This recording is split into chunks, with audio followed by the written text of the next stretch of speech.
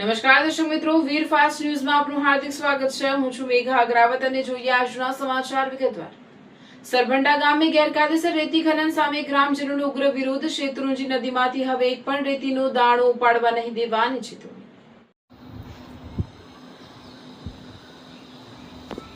અમરેલી જિલ્લાના સરભંડા ગામે આજે ગેરકાયદેસર રેતી ખનનના મુદ્દે ગ્રામજનોમાં ભારે રોષ જોવા મળ્યો હતો। ગામમાં યોજાયેલી સભામાં મોટી સંખ્યામાં ખેડૂતો અને ગ્રામજનો ઉપસ્થિત રહ્યા હતા। ગ્રામજનોના જણાવ્યા મુજબ રાજકોટ, અમદાવાદ, સુરત સહિત વિવિધ શહેરોમાં વસતા સરભંડા ગામના ખેડૂતો પણ ખાસ આ બેઠકમાં હાજર રહ્યા હતા।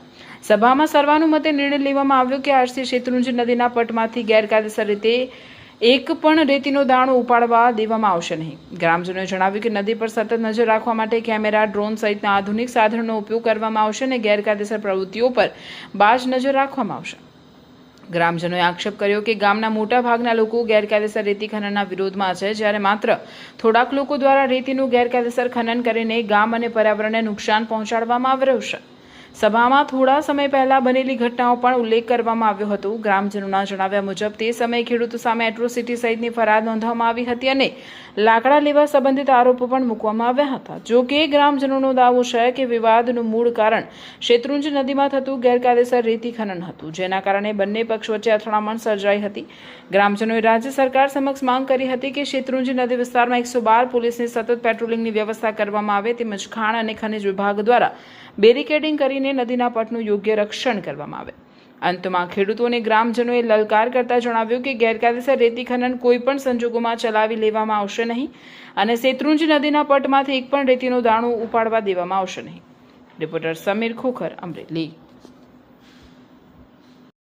આજે તારીખ 19ના રોજ સરમડા મુકામે સુરત, અમદાવાદ, રાજકોટ વગેરે શહેરોમાંથી તમામ જોઈન્યાઓ આવી અને અમને જે સહકાર આપ્યો છે, શેત્રુંજી નદીમાં રેતીનું ખનન થાય અને પર્યાવરણ અને પાણીને બેને નુકસાન થાય, આવા સંજોગોમાં જે ઝુંબેશ ઉઠાવી છે એ ઝુંબેશ અમે જે યોગ્ય અને જવાબદારી સાથે નિભાવવા આપ સૌને વિનંતી કરીએ છીએ। આપ સૌ ભેગા થઈ અને આ કાર્યને આગળ ધપાવો, તેમજ આવતા દિવસોમાં કોઈ જગ્યાએ ક્યાંય પણ કોઈનો એક ફેરો પણ ભરાય નહીં એવી એ માટેની બધાએ પ્રતિજ્ઞા લીધી છે। બધા એક થઈ અને આ રેતીનું ખનન બંધ થાય એ માટેની કાર્યવાહી કરી છે। ગામ સરંભડા, તાલુકો જિલ્લો અમરેલી। આજ રોજ સમસ્ત સરંભડા ગામ સુરત, અમદાવાદ, મુંબઈ તથા વડોદરાથી બસોમાં આવીને શેત્રુંજી નદીમાં આપ જોઈ રહ્યા છો કે અહીંથી 10 ફૂટનું રેતીનું સ્તર હતું, જે ખનન માફિયાઓના સતત ખનનને કારણે આજ આ હાલત આપને જોવા મળી રહી છે, જે ખૂબ જ દુઃખદ છે। જળ એ જીવન છે એમ કહેવાય છે। જો જળ જ નહીં હોય તો મનુષ્ય જીવી કઈ રીતે શકશે, અને જળ જ નહીં હોય તો મનુષ્યનો વસવાટ કઈ રીતે આગળ વધશે, અને પર્યાવરણને ખૂબ જ નુકસાન પહોંચાડવામાં આવ્યું છે એ અહીંયા સ્પષ્ટ દેખાય છે। તેમજ જે સરંભડા ગામ છે એ ઇકો સેન્સિટિવ ઝોનમાં લેવામાં આવ્યો છે। એટલે ઇકો સેન્સિટિવ ઝોન એટલે એવી વસ્તુ છે કે જેમાં પર્યાવરણને બિલકુલ આપણે નુકસાન પહોંચાડી શકીએ નહીં, તેમ છતાં આ ખનન માફિયાઓ દ્વારા સતત રેતીનું ખનન કરવામાં આવે છે અને નદીને નુકસાન પહોંચાડવામાં આવે છે। તો તે માટે સમસ્ત સરંભડા ગામ અત્યારે એકત્રિત થયું છે અને આ પ્રશ્નનું નિરાકરણ લાવી શકાય તે માટે બધા ભેગા થયા છે। તો ઝડપથી આનું નિરાકરણ લઈ શકાય તે માટે તંત્રને અમે રજૂઆત કરીએ છીએ। અતુલભાઈ બાજરિયા છે, હું સરંભડા ગામનો વતની છું અને અમારે અહીંયા સુરતથી અને ગામ લોકોને બધા ભેગા થઈને અમે નદીમાં ખનીજ માફિયાઓને ડામવા માટે અમે આવ્યા છીએ। ખનીજ માફિયાઓ આ બધી રેતી અમારા ગામમાં 10 ફૂટ પહેલા ઊંચી હતી નદી, અત્યારે 10 ફૂટ જેટલી નદી નીચી થઈ ગઈ છે।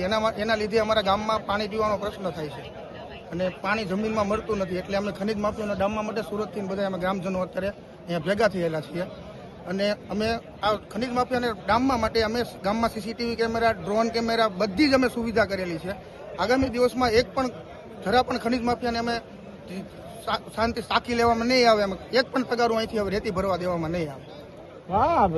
રણજીતભાઈ દુધાત છે, મારું ગામ સરંભડા છે। અમારા ગામની નદીમાંથી જે ગેરકાયદેસર રીતે વેકરા અને ખનીજ રેતી ચોરી થાય છે એના વિશે ગામ અહીંયા અત્યારે ભેગું થયું છે। આની રજૂઆત અમે તંત્રને કરી હતી।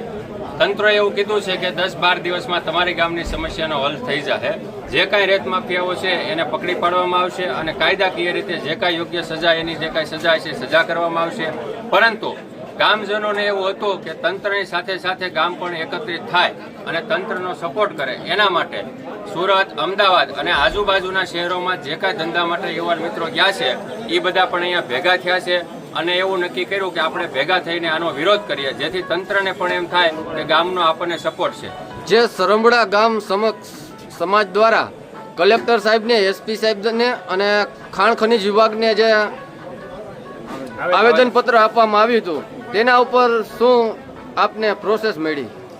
એના માટે અત્યારે તો ગામની અંદર કોઈ રેત ચોરીની ઘટના થતી નથી અને કલેક્ટર એસપી સાહેબે અમને એવું કીધું છે કે જે કાંઈ કોઈ તત્વો હતા એના ઉપર કાર્યવાહી ચાલુ છે. એના અમુક વાહનો પણ ડિટેન કરવામાં આવ્યા છે અને ખાણ ખનીજ વિભાગને પણ એવો નિર્દેશ કરશું કે સરંબડા ગામની બોર્ડર બાંધી દેવામાં આવે, જેથી કરીને આવા કોઈ રેત માફિયા હોય એને ખ્યાલ આવી જાય કે આ ગામ એકત્રિત છે અને ગામની અંદર તંત્રનો પૂરેપૂરો સપોર્ટ છે એટલે રેતીની કોઈ ચોરી થાય નહીં.